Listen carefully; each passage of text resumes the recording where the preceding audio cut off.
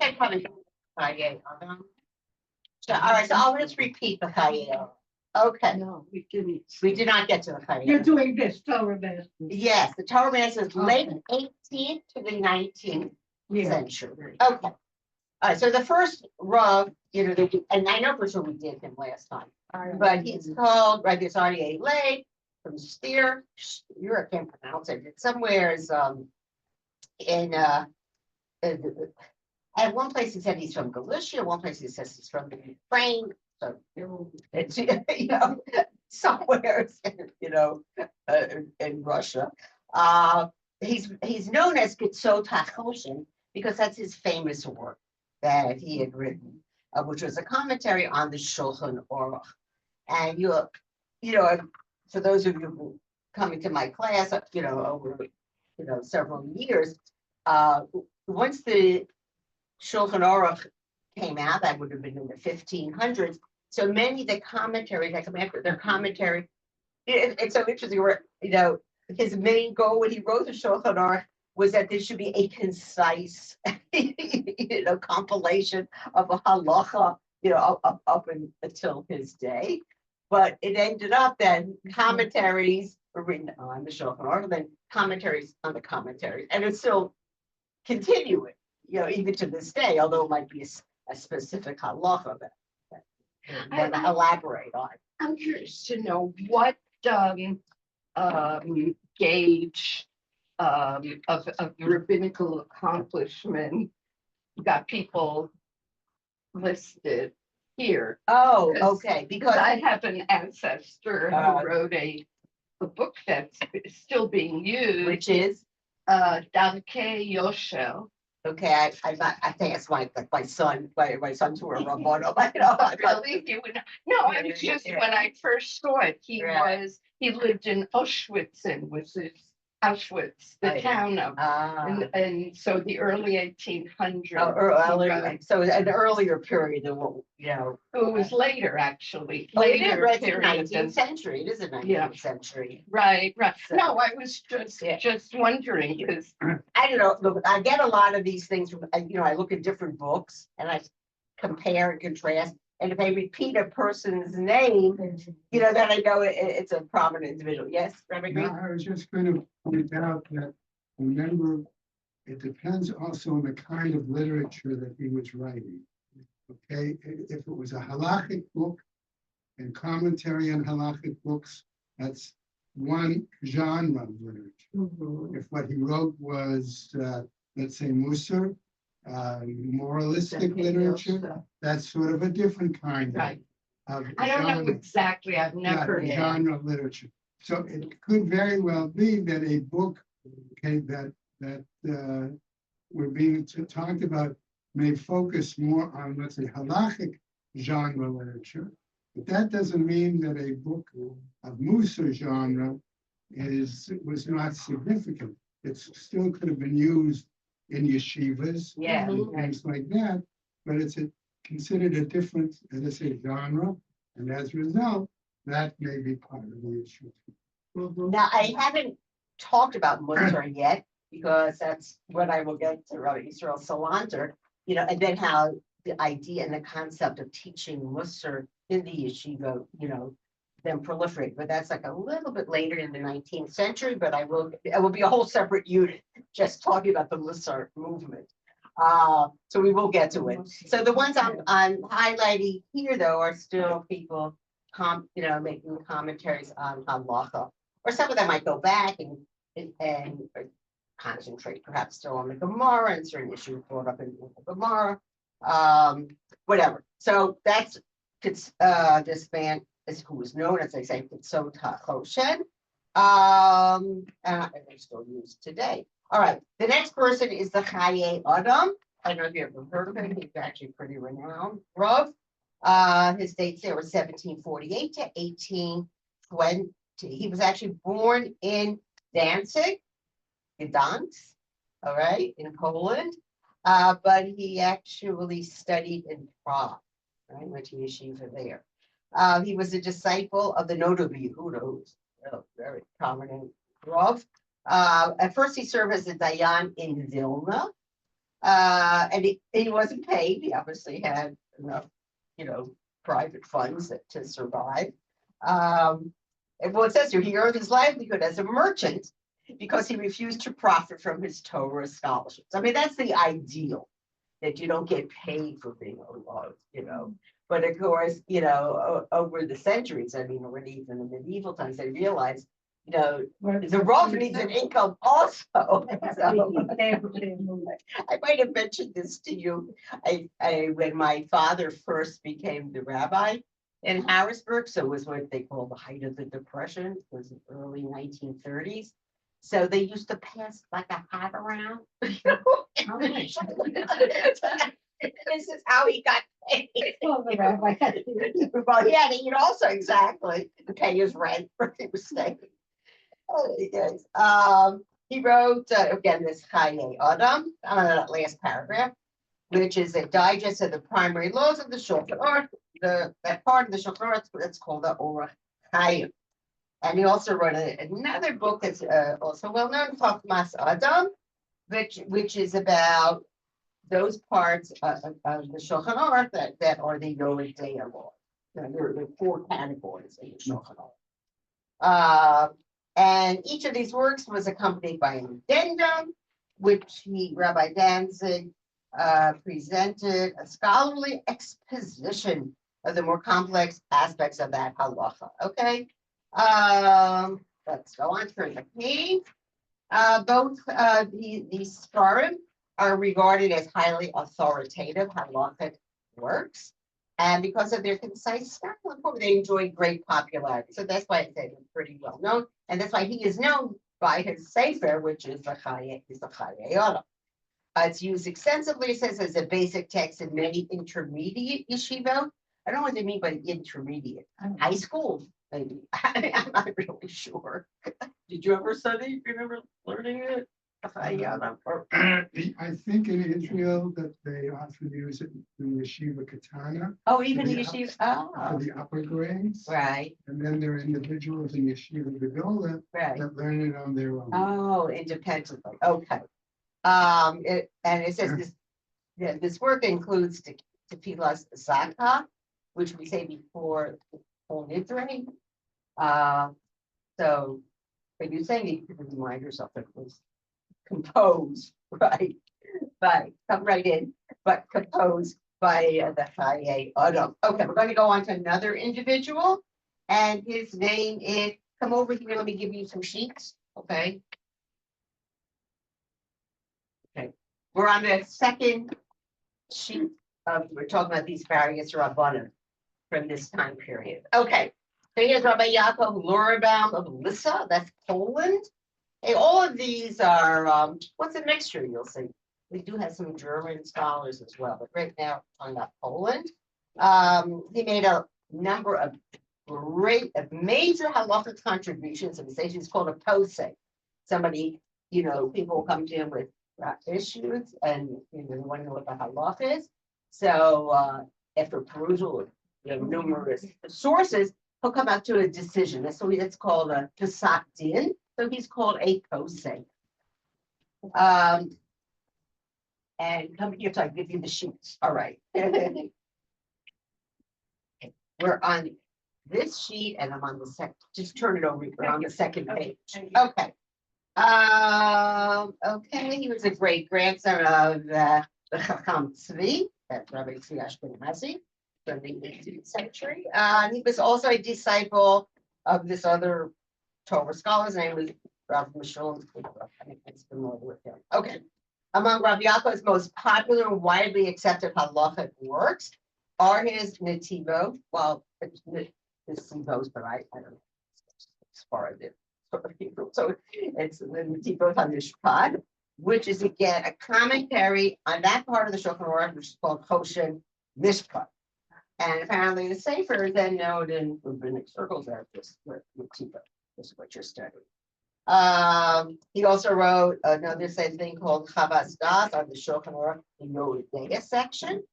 A Makor Chayim, which is about the laws of Pesach. Gittin, Torah's Gittin on the laws of, obviously that's divorce. And there's another sefer called Beis Yaakov, which talked about the laws of marriage. And he said he also wrote comprehensive commentaries on the Megillot, the 5 Megillot. And apparently, if you own a Mikros Gedolos, that apparently he would be, but it has to be Mikros Gedolos that includes lots of commentaries. Like I own one edition that I had used years and years ago. That just has the more prominent Rabbanim, but if you look at more detail, like what my husband has, for those of that, would include this Rav. Okay. He was also, as was in Orthodox circles in those years, he was an outspoken opponent of the Maskilim and the beginning of the Reform movement. All right. And they didn't want any changes whatsoever. Certainly it was a Polish Rav. Okay, the next man, very well known and will influence later generations. And his name is Rabbi Akiva Eiger. His name, I've seen his name, like I wrote it here, Eiger, but I've seen it listed as being Eger. So, he was born actually in a town in Hungary called Eisenstadt. And it's actually his father died when he was still a young boy. So he actually adopted his mother's name. So the Eiger is really his mother's maiden name. I guess it was also maybe more prominent family. So this is how he's known. His dates there was 1761 to 1837.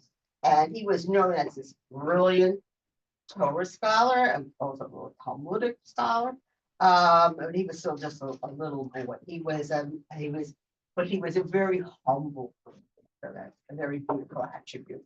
He stood just as so many Rabbanim of this time period, staunchly against the tides of reform and assimilation, which were then beginning to make serious inroads, within Judaism. Here, so do you want some of the pages? Just come here. Okay, so you have to go to page 2 on the bottom where I'm discussing it probably. Okay.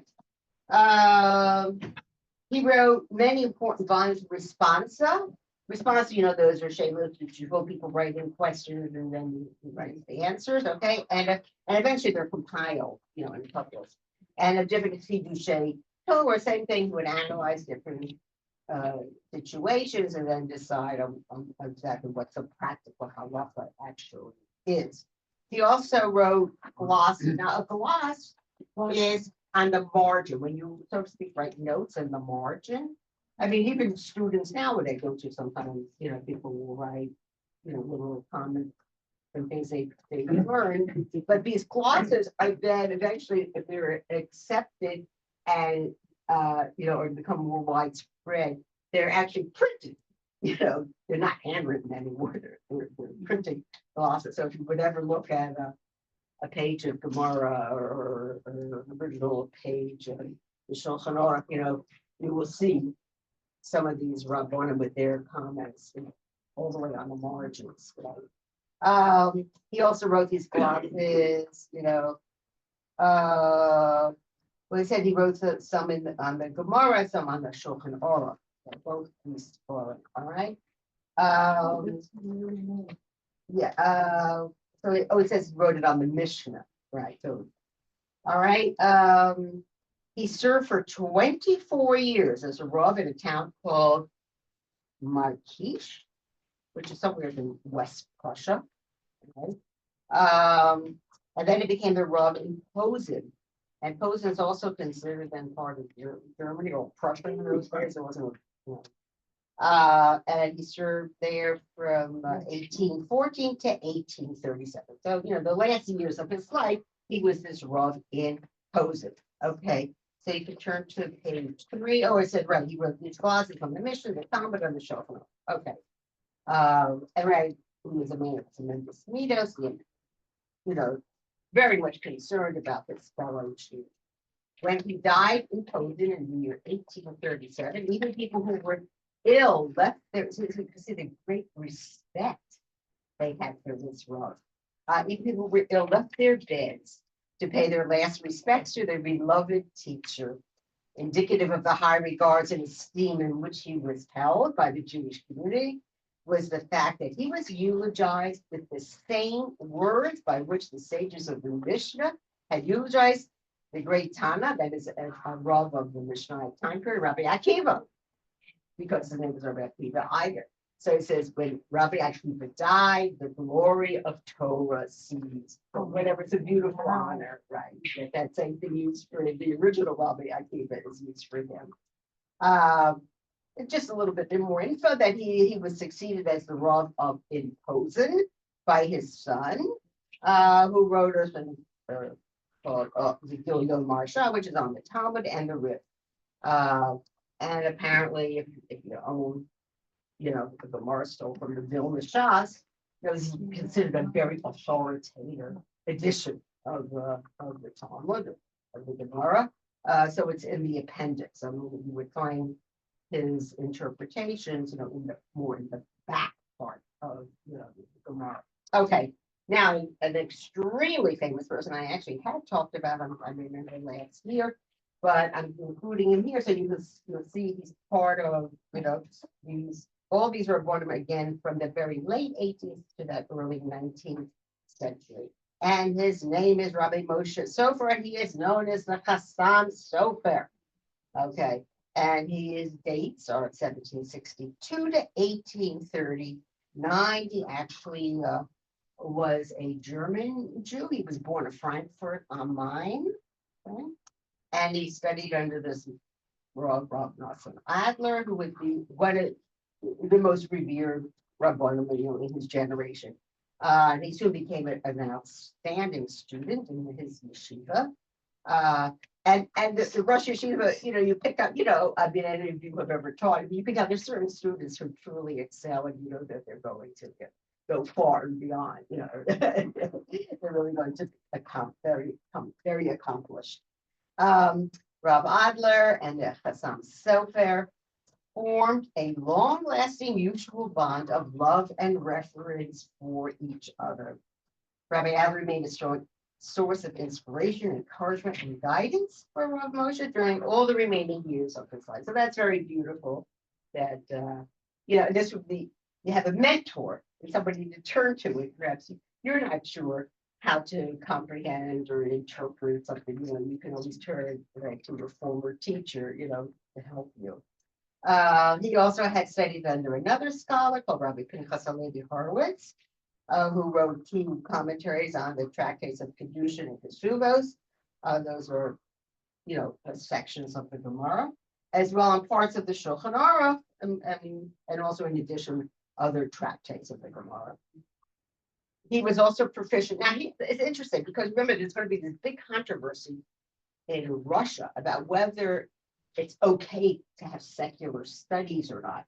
Well, remember, I showed you how there were very prominent Rabbanim from the past, going back all the way to those Spanish, Rabbanim, who did study secular things. And a lot of Rabbanim, if you look at, in the medieval time and a little bit even to the bit more modern time, they were doctors. I mean, they were well educated. They did not devote themselves 100% just to Jewish studies, but they had broader, horizons of studying any secular subject. So this Rav Moshe, the Chassam Sofer, he was proficient in science, mathematics, history, and astronomy.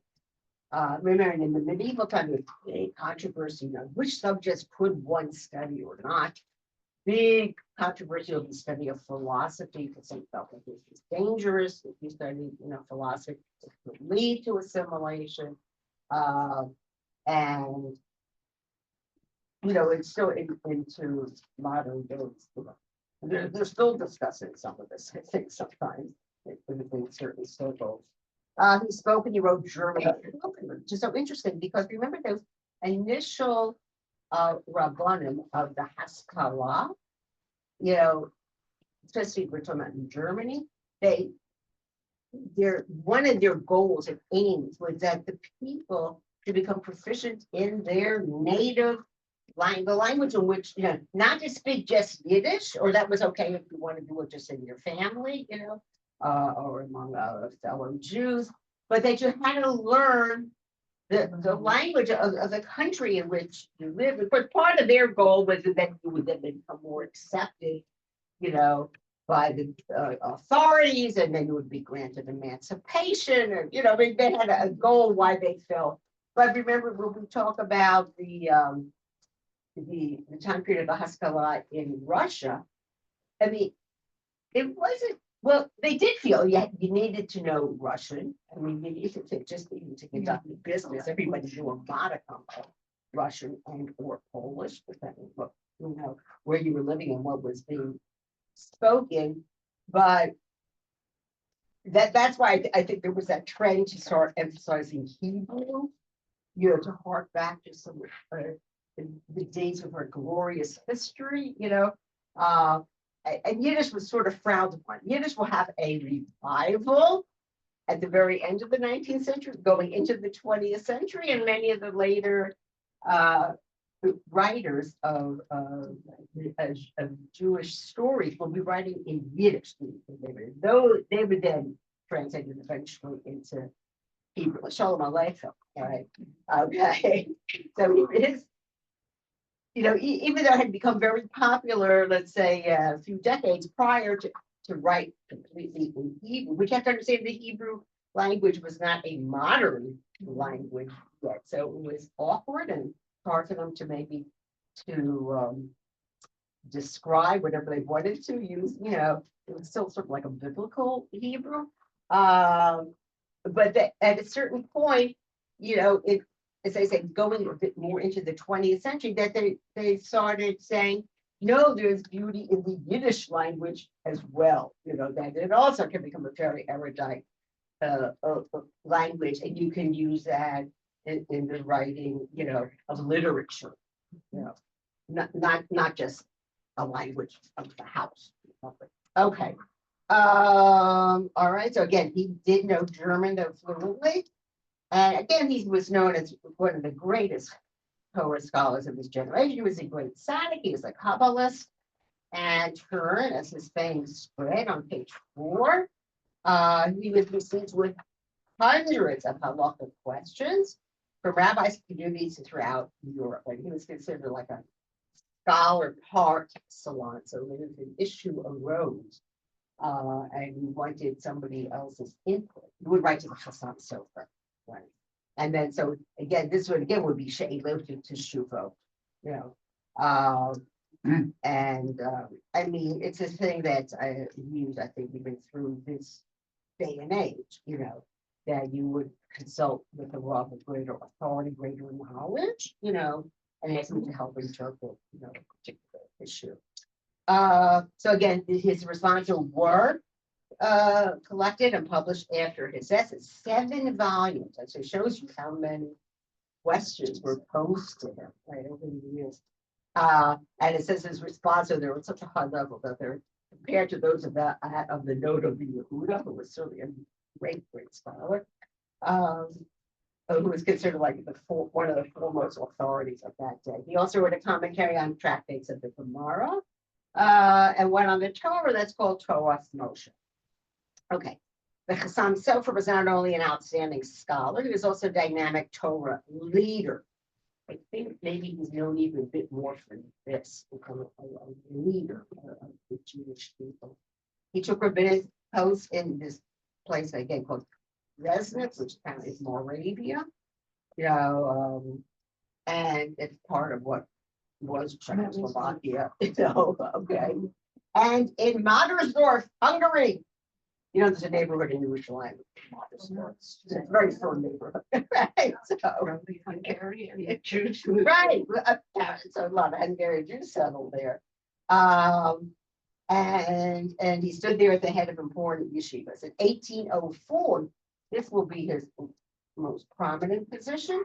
He took the prestigious post as Rav in Pressburg, and Pressburg is Bratislava nowadays. Okay. It was the most important Jewish community in Hungary at that time, right? Before Budapest. And he remained in that post for 35 years Wow. until his death in 1839. So even though he was originally a German Jew, you could say he sort of ended up being a Hungarian, Jew or Rav, he was an active leader in all communal endeavors. His acts of kindness, tzedakah, and chesed were legendary. So he's not only for again his great scholarship and his brilliance and interpretation, but what a wonderful person he was. He was highly respected, exerted great influence on the behalf of his people in the imperial court. So he was probably a very eloquent, imposing person, and he actually would have. This is before Austria and Hungary officially become combined, but in the Hungarian court, he would have made an appearance and been a spokesperson on behalf of his fellow Jews. Again, he was one of the foremost, most outspoken opponents of the Reform movement, which was then taking root in Austria and Hungary. And if you'll remember from last year, we talked so much about the Reform movement in Germany. So then there was an Orthodox response to the growth and the spread of Reform Judaism. So we talked about Rav Shomer El Hirsch. He wanted not that we should have, that is Jews, Orthodox Jews, should have nothing to do with the Reform Rabbana. But Chassam Sofer takes a slightly different thing. Now he's a staunchly Orthodox Jew, but he did feel that for certain occasions it was important to still have a connection, with these Reform Jews on when you were dealing about communal issues, So we shouldn't just separate ourselves, but we need to be part of, representative of the entire Jewish community. In Pressburg, the Chassam Sofer built apparently magnificent yeshiva. And apparently it became the most influential yeshiva in Central Europe. It stood as a bastion of orthodoxy and as a bulwark against reform. All right. Many of his Talmudim took important rabbinic posts throughout the Habsburg Empire, Austria, Hungary, and Romania. So if you consider yourself a Romanian Jew, part of time you might have been part of Hungary, you become part of Russia. It's the border keeps on changing. And they fought tenaciously against the inroads of reform. The Chassam Sofer was uncompromising in his tenacious opposition to reform, but I told you he did feel on certain communal levels it was important to still maintain contact. And I think, Orthodox Rabbanim, even here in America, depending, on the background, they feel that we should have nothing to do with reform or conservative Jews, and others who feel though that we need to, through federation. My father, I told you, was an Orthodox Rav, and he certainly maintained a relationship of a certain sort, with the conservative and the reform communities, but he would never enter their shuls to talk, to give a speech, it had to be in a more neutral. So the federation actually sort of becomes a sort of a neutral ground, where everybody can. I mean, the Jewish Federation. Right, yes, Was yes. this enough? Right. Yeah, the Jewish Federation. I'm talking about here in America. Yeah, right. Neutral. Okay. But again, he's staunchly Orthodox, the Chassam Sofer. So even though, as I told you, he did feel that we need to retain this connection to these other Jews, even though they're not living the style that he feels optimum. So he certainly would have repudiated, any changes that the Reform movement tried to make within Judaism. And apparently he vigorously attacked this man from Aaron Poor, who was the primary exponent of reform in Austria-Hungary. I'm trying to remember the date. I think the Austro-Hungarian Empire was not officially called that until something like 1867. But there already were ties between the two kingdoms. And he derided his ignorance of Jewish law. He ridiculed his innovations.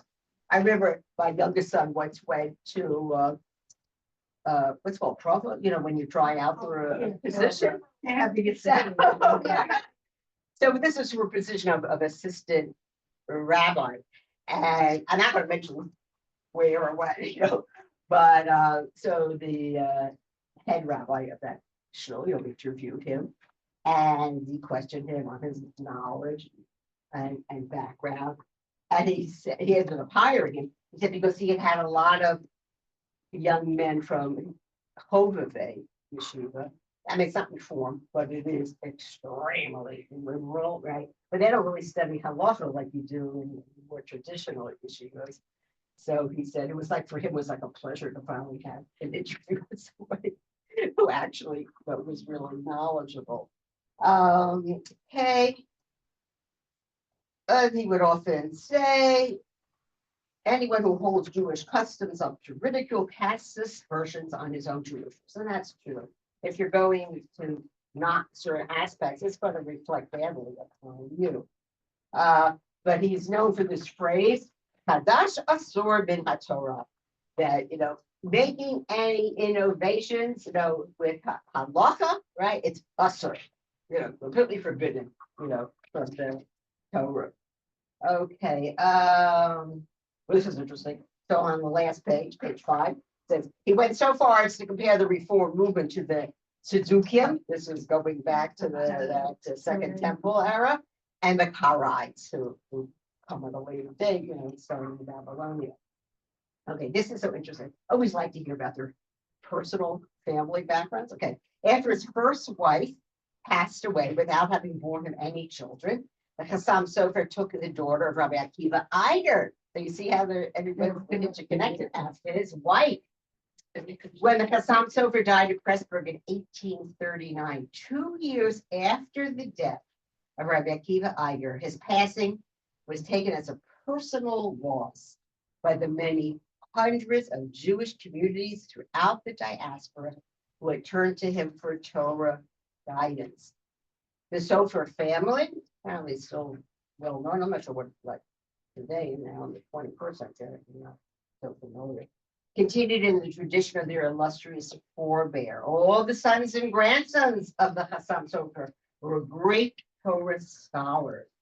They served as bastions of orthodoxy and were stalwart opponents of reform throughout the following century. His oldest son, it's Rav Avram Shmuel Sofer, succeeded him as the Rav of Pressburg and as the active leader of Hungarian Jewry.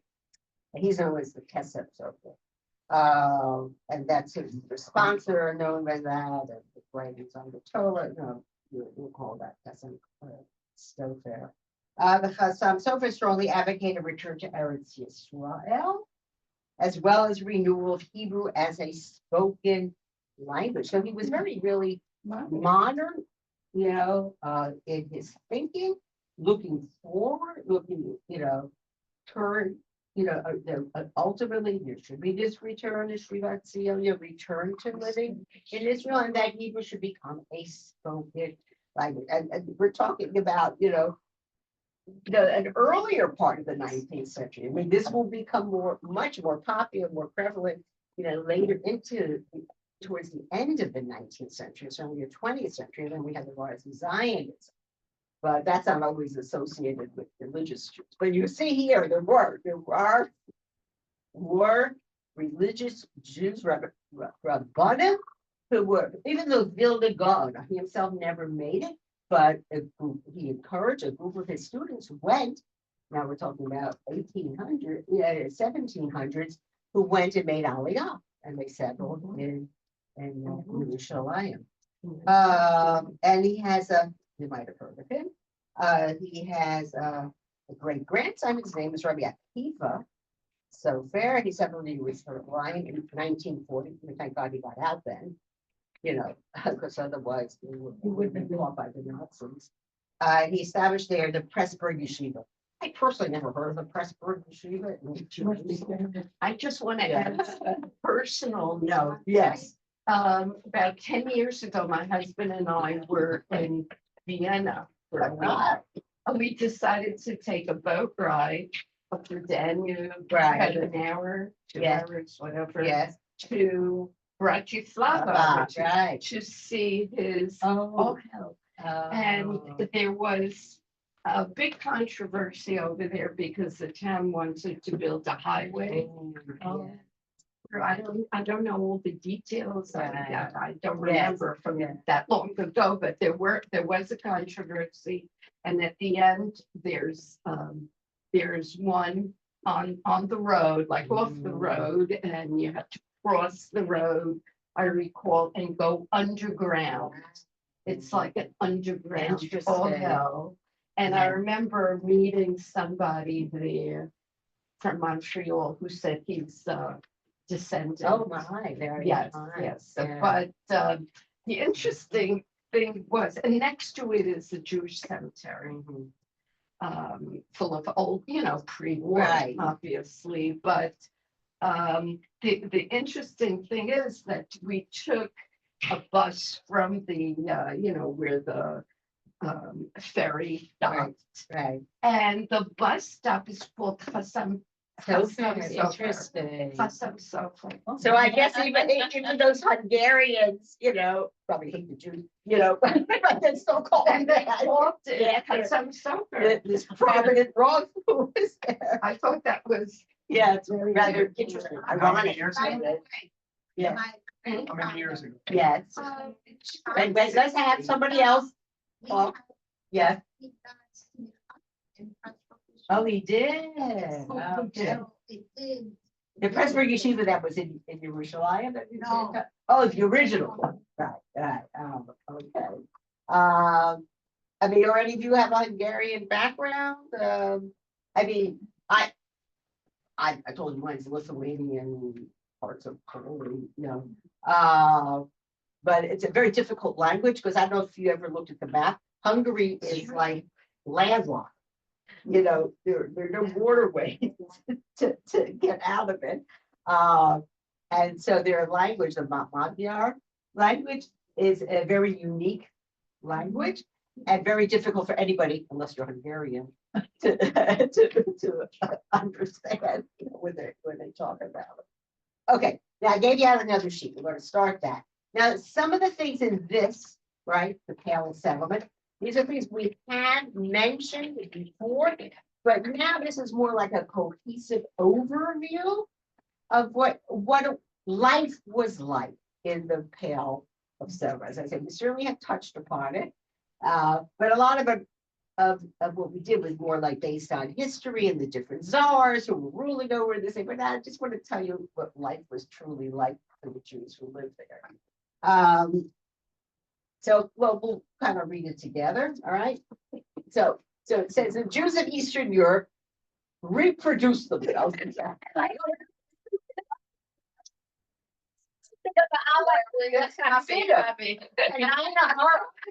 That's why there's so many from Jews in Israel today. Because God bless them, they have these huge families. I wonder if they can all remember their kids' names. No, that's why the Jews of Russia, I had mentioned this to you in the past, but you have to understand is there's no birth control in those days. There wasn't birth control in America, so they had numerous children. Now, even though, unfortunately, because of different illnesses and, different diseases, they did not all survive. But maybe, I think sometimes, did they have so many children, so to speak, like a guarantee, and some have passed away, but, there will still be many other descendants, who will survive. So at the opening of the 19th century, the Jewish population of Russia totaled maybe 1 million individuals. Now, bulk of these, are Polish Jews, have now been taken over by the Russian Empire, okay? And now, I mean, there are some Jews who might live outside the Pale settlement. They were very few and far between. 50 years later, just in 50 years, so they went from 1 million people, the number reached 3.25 million. And by the end of the century, it grew to nearly 5.5 million. I mean, Kanina in that 100-year time period, right? It wasn't like the people were moving into the Pale, it's just that the Jews in the Pale, With it. expanded, right? The Pale settlement, just some statistics, the Pale settlement encompassed 20% of European Russia and 4% of the entire Russian Empire. I mean, the Russian Empire was huge, right? It goes all the way, like to Vladivostok, yeah. According to the census of 1887, fully 1.25 million Jews were to be found in the former Poland, right? Southern Lithuania and White Russia. Is what I always get confused. White Russia, is that Belarus? Yeah, yes, that is. Okay. Each contained approximately 3/4 million Jews, and nearly half of this population was to be found in towns and cities. All right. And the rest were spread right throughout the villages, the shtetls, right, and hamlets of the rural areas. So 50% are urban. There are Jews living in Warsaw. There are Jews living in Vilna. There are Jews also. Oh, I looked up because I know that Odessa became a focal point for Haskalah. And so I knew a lot of Jews lived it, but I looked it up. When did the Jews start moving to Odessa? Odessa apparently was a sleepy little nothing town. But in the 19th century, the authorities realized it's a port. And to this day, it is the chief way of grain coming from the Ukraine, that goes throughout the world. And so it's during that 19th century, maybe the Jews starting with this, or the Jews also, they're looking for economic opportunity and they're going to go and settle there. But a lot of the great maskilim of the era come from Odessa, maybe because it was a newer community and they wanted to expand their horizons, so they were more open to other ideas. It's not like there were any prominent yeshivas there, or I don't know of any great rabbanim from Odessa. I mean, it could be there were some, but so it was a commercial center, and as I said, the new ideas, entered the mind stream of the Jews who settled there. Okay, let's go on. By the mid-9th century, okay, so we're talking now like in the 1850s, 40% of the Jews were engaged in commerce. Do you ever think about why it is all our forefathers who came from back part of the world, they come to New York and they go into these businesses and well, a lot of them went into the tailoring business because this is what they knew about. This is how they earned their living in what was still then the Pale settlement. The others were equally divided between artisanry, I'll explain what artisanry refers to here, and personal service.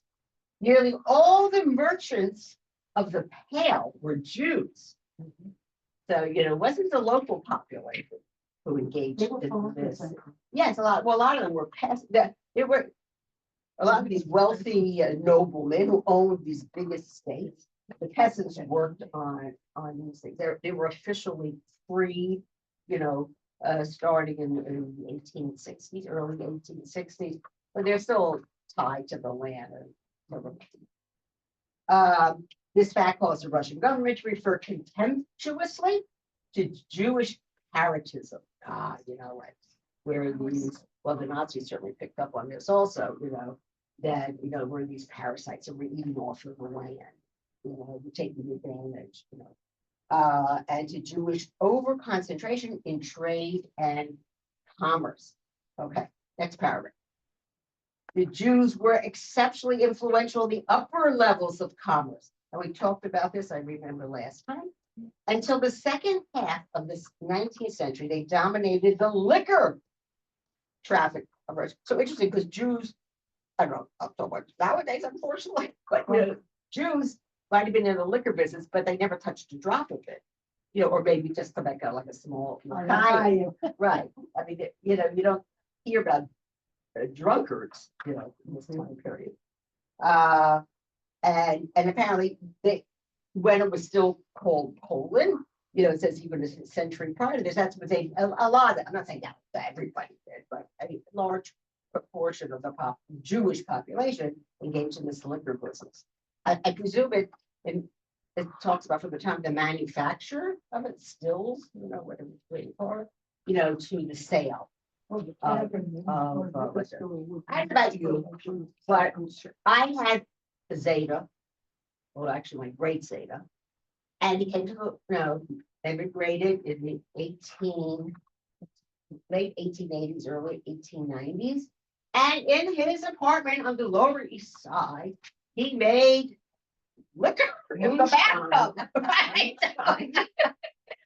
and I know from my husband's family, which I settled, Rochester, New York, that one of, I remember my grandmother was so that we were talking about this at the table, but her brother, who was my husband's uncle, started talking about, oh yeah, when he was a little boy, had the Zeta, also had made liquor. No, and he was a little runner who in like a paper bag would distribute the bottles. I remember my mother-in-law that's not really true, but it was. It's kind of funny. Okay, we'll read a little bit more and then we'll stop here. As the principal middlemen in the commerce between city and country, they had learned to avoid the risk of perishable crops in uncertain markets. I found this fascinating.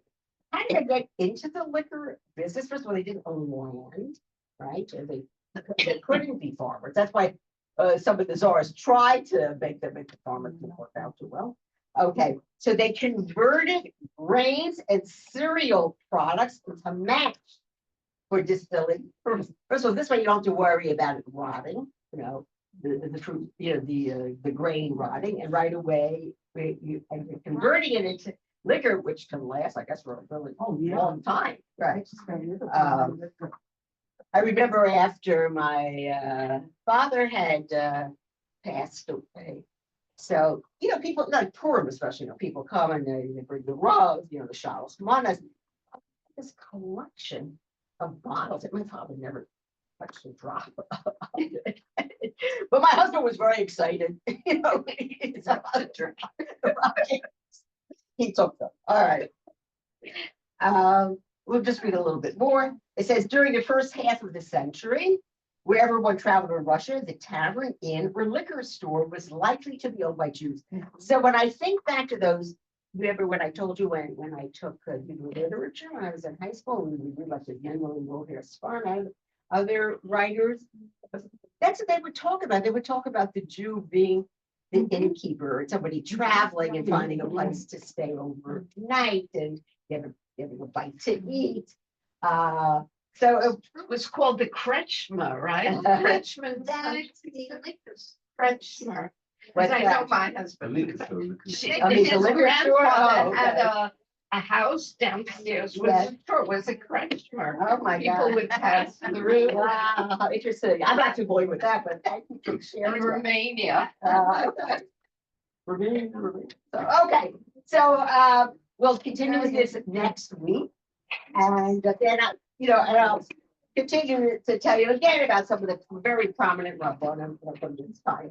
But I wanted to break it up with some general, statistics. All right, be well, everybody. Thank you very much. Thank you very much. Thank you. You could keep it if you like. I don't think it's fun. Oh, yeah. Come down. Thank you. Hope you enjoyed it. Oh my gosh. Oh really? Wow. You can be very proud. Yeah. Oh, my God. Yeah, how beautiful. My husband. The next level.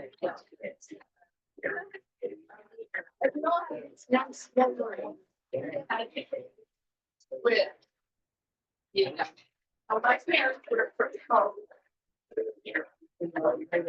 What?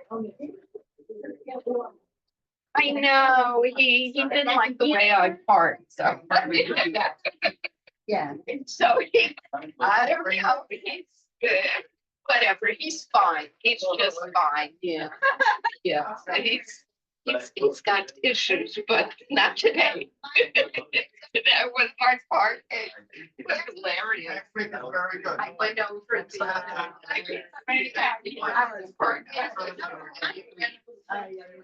Yeah, well, that's right.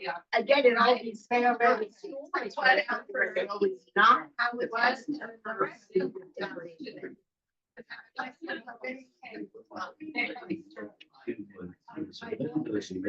Yeah. We're natural. It's not enough. Do you know how much tuition? It's helpful. Yeah. His grandfather had a bottle. That's what they do. That's what they do. Yeah. And your grandfather living in the town. I said, it's like old world. Me. Never again.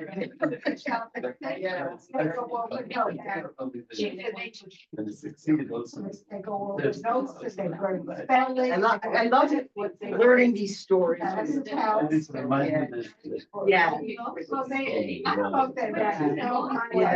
Just study more. It wasn't like the old. They're still Jews. I don't know, Hungarian Jews left. They only came out. So, then they left after 50. That's a lot. I'm just a few.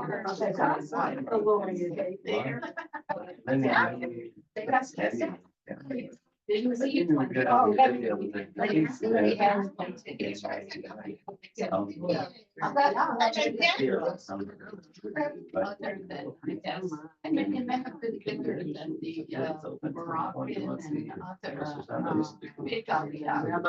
it had been such a vibrant community. Yeah, I don't know. I thought about going to Lithuania to, but I don't know. I don't think so. I don't really want to, I don't want to see the, it's not there anymore. What had been such a beautiful. After the Holocaust, though. All right, I gotta go, because I know my husband needs the car, then to get to work. Good, I'm so glad you enjoyed it. I'll put together your packet. Those are like, Yeah, yes.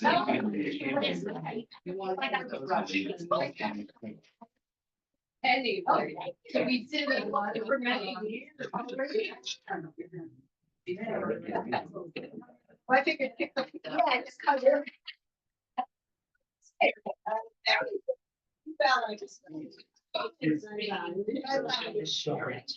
Jewish, you know, Jews in Shanghai.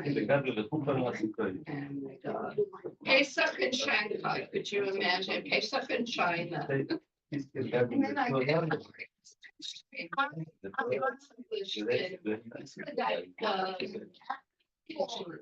the Jewish Federation. Excuse me. How is your feeling now? It's the one that was out of the Jewish meeting in New York. Yeah, it was every 2 weeks. Starting with in China. When I wrote the article, the editor got back to me right. Well, a school retailer in China. And everybody asked me, did you eat Chinese food? I said, no. We were in Shanghai in the school. And they cooked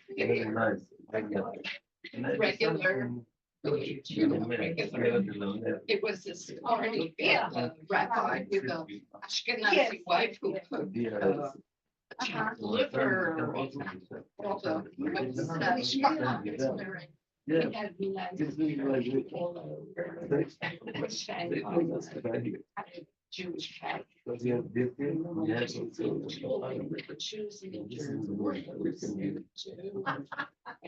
then a lot of it's an interesting country, but I can't go there now. I'm glad we went. We had COVID happen. I said, oh, thank God we went there. Not going there ever. I know.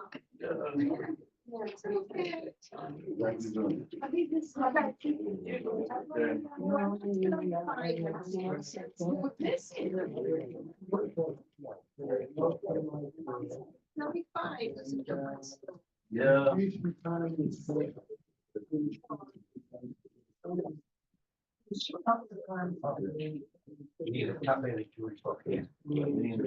Right.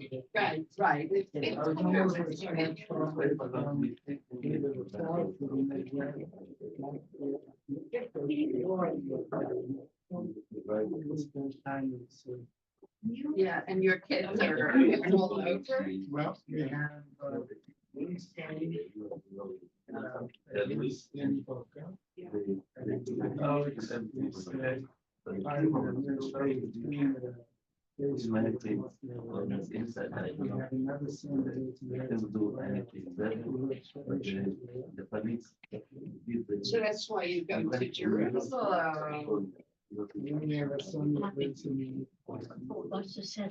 Three sons. Oh, you have more, right? No, Three sons.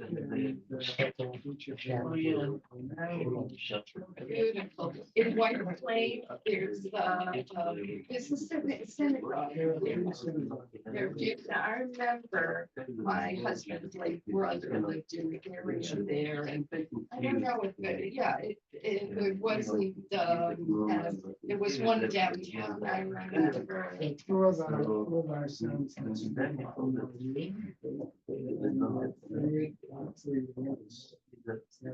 Federal probation.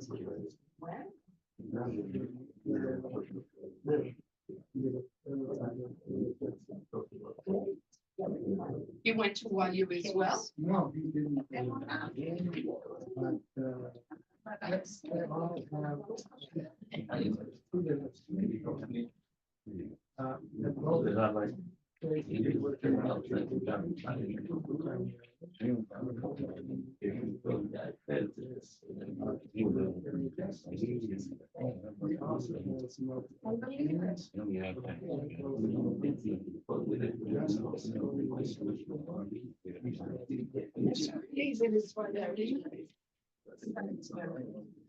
My son used to like it. When we moved to Marlboro in the mid-80s, my husband was working for the TV. And yeah, we found some Israel used to drive and about we went there, we walked 2.75 miles each way, but then and but we were almost but now we're at Turling. The Turling site. It's a little closer, under a mile, but still not like so my husband's going. We rented in Rexford last year in Yarmouth. We bought in Yarmouth, so we could see. So he's able to walk easily. But the kids went to school at Solid school. And then my daughter, then the bus route fell apart. And give them my regards from RPRY, 7th and A, they both went to Area. which is also close. Unfortunately, we really needed high school there. So she ended up going after all those years. She said, I'm going to Rutgers. And now she's going to yeshiva. She's down in the deal area. She converted. She converted, yeah. And so they go to Hillel. Yeah, I mean, it's different, you know, lovely people, you know, and my son's in Bible art. Yeah, that was art, everything. And his kids. The Jews showed up every, He once does. the Jews showed up eggs. Once every day from her, yeah, right, to TAP. What happened? Chickens got Yeah, the they bird went to Elizabeth to check it out. It was between that and TAPC. They chose TAPC. They're already in finishing up the up their sophomore year. It's in the years. Why do? Only Cohen. We were They're sophomores. Only Cohen is on it. Yeah. There ain't no other Cohen.